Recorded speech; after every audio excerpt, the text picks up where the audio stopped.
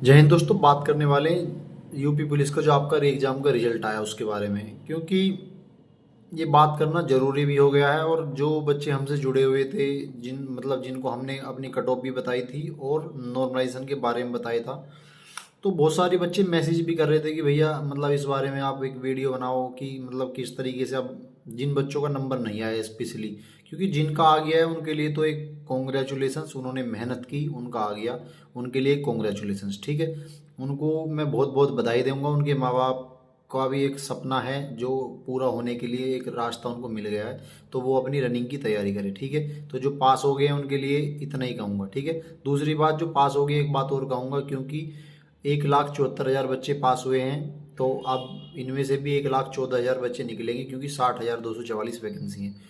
तो जिन बच्चों का भी आ गया है वो रनिंग के साथ में किसी और एग्जाम की भी साथ में तैयारी करते रहें। एक बात तो ये होगी। दूसरी बात, क्योंकि ये वीडियो पूरी उन लोगों पर फोकस है जिनका नंबर नहीं आया, क्योंकि आज सोशल मीडिया पे भी देख लो, या गांव में जो माहौल है, या शहर में, जिनका भी नंबर आया सभी उनसे पूछ रहे हैं कि भाई कैसा हुआ, तुम्हारा कैसा हुआ। लेकिन जिनका नहीं आया उनसे कोई नहीं पूछ रहा।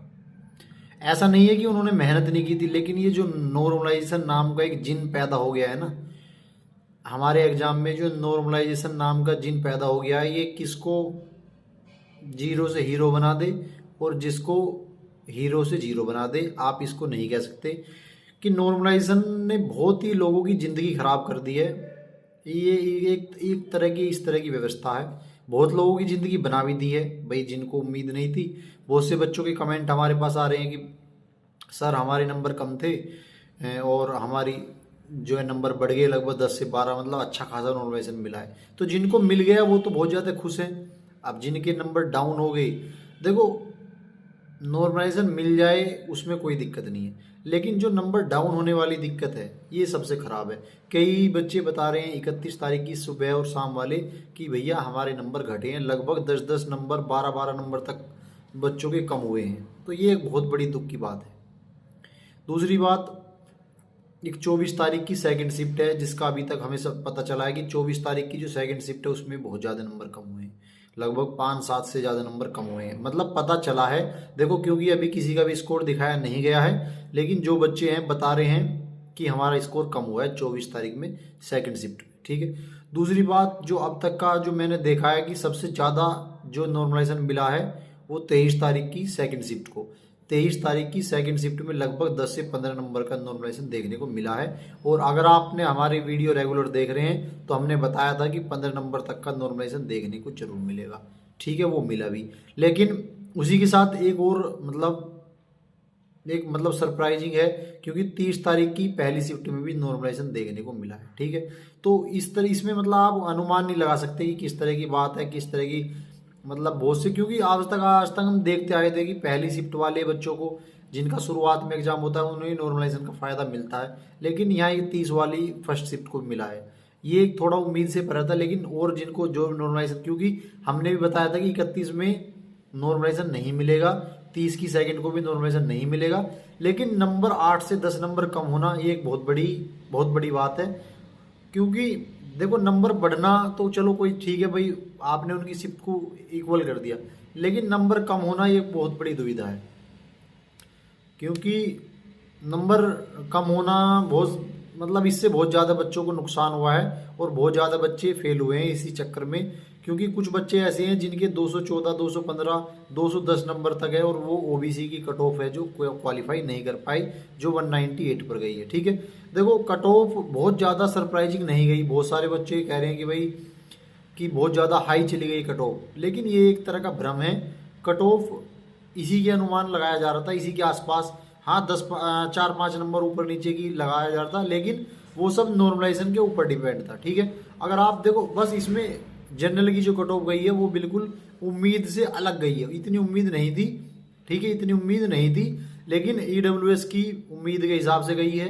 आप बात कर रहे हैं ओबीसी की, क्योंकि 200 के अराउंड ही बता रहे थे सभी, तो ओबीसी की 200 के अराउंड ही गई है। एससी की बस एक जनरल की कट ऑफ है जो उम्मीदों से अलग गई है। ठीक है, लेकिन नॉर्मलाइजेशन की मैं बात करूं, नॉर्मलाइजेशन हमारे द्वारा जो बताया गया था लगभग सेम रहा है, एक आध शिफ्ट को छोड़ दिया जाए तो शिफ्ट में, क्योंकि मुझे 31 वाले कई भाई मिले हैं, बहन मिली हैं, जिनका 31 में था और उनके नंबर नहीं आए, उनके नंबर कम हो गए। तो ये इस व्यवस्था को थोड़ा बहुत इसमें परिवर्तन होना चाहिए, क्योंकि नंबर कम नहीं होने चाहिए। नंबर बढ़े ना तो, लेकिन नंबर कम भी नहीं होने चाहिए। नंबर जो कम होने वाली जो दिक्कत है ये सबसे खराब है, क्योंकि जो हमारे मेहनत के नंबर हैं वो नंबर हमारे कम नहीं होने चाहिए। अगर किसी के बढ़ा रहे हैं आप बढ़ा लो, वो एक अलग प्रक्रिया, लेकिन नंबर कम होने वाली जो है दिक्कत है। ठीक है, तो 24 तारीख की सेकंड शिफ्ट को सबसे ज़्यादा नुकसान देखने को मिला है, और 31 तारीख में सुबह और शाम इन 2 शिफ्टों को बहुत ज़्यादा नुकसान देखने को मिला है। सबसे ज़्यादा अगर मैं फ़ायदा करूं बताऊं कि किस शिफ्ट को हुआ है, तो 23 तारीख की सेकंड शिफ्ट को हुआ है। 25 तारीख की सेकंड शिफ्ट को अच्छा खासा फायदा हुआ है, 25 तारीख की सेकंड शिफ्ट को। 30 तारीख की पहली शिफ्ट को भी 7 से 8 नंबर का नॉर्मलाइजेशन देखने को मिला है। ठीक है, क्योंकि अभी किसी के नंबर दिखाई नहीं गई, तो इसलिए एक्यूरेट चीज़ें हम बता नहीं सकते। लेकिन जो भाई हैं, जो मतलब हमारे विश्वस्त हैं, जिन्होंने सही जानकारी दी है, तो उनके हिसाब से मैं आपको बता रहा हूँ कि इस तरह का हुआ है। तो अब जो बच्चे फेल हो गए हैं उनके लिए मैं विशेष रूप से बताऊं, देखो अब क्या आप इस बात पे चर्चा करते रहो कि भाई मेरे इतने नंबर कम हो गए, वो कम हो गए, इससे कुछ नहीं होगा। मतलब बहुत से बच्चे, मुझे पता है कि वो इस तरह के होंगे, बहुत से मेरिट से बताएंगे कि भाई मेरे तो 2 ही नंबर कम रह गए, मेरे तो 1 ही नंबर कम रह गया। लेकिन उस चीज़ से फ़ायदा क्या है, आप मुझे बताओ। अगर आप अपने माँ बाप को, अपने किसी यार दोस्त को, अपने रिश्तेदारों को बताओगे कि भाई मैं 1 नंबर से कम रह, मतलब 1 नंबर से रह गया हूँ मैं, या 2 नंबर से रह गया हूँ, तो इससे कोई फ़ायदा नहीं है। उससे कोई फ़ायदा बिल्कुल भी नहीं है ना। उससे तुम्हारी इज्जत बढ़ने वाली है। जो फेल का मतलब फेल हो गया, चाहे हम आधे नंबर से रह गए हों, फेल का मतलब फेल हो गया। ठीक है, अब हमें सोचना ये चाहिए कि हम आगे किस तरीके से करें कि हमारा जो रिजल्ट है पॉजिटिव रहे। तो अब बिल्कुल निराशा छोड़ दो। दूसरी बात, मैं मानता हूं कि एक रोजगार आज के दौर में एक बहुत बड़ा महत्वपूर्ण चीज़ है कि रोजगार होना। ठीक है, लेकिन बहुत से कह रहे हैं कि भाई मैं, मतलब मेरा मन कर रहा है कुछ गलत स्टेप उठा लूँ, या मैं कुछ इस तरह का कर लूँ।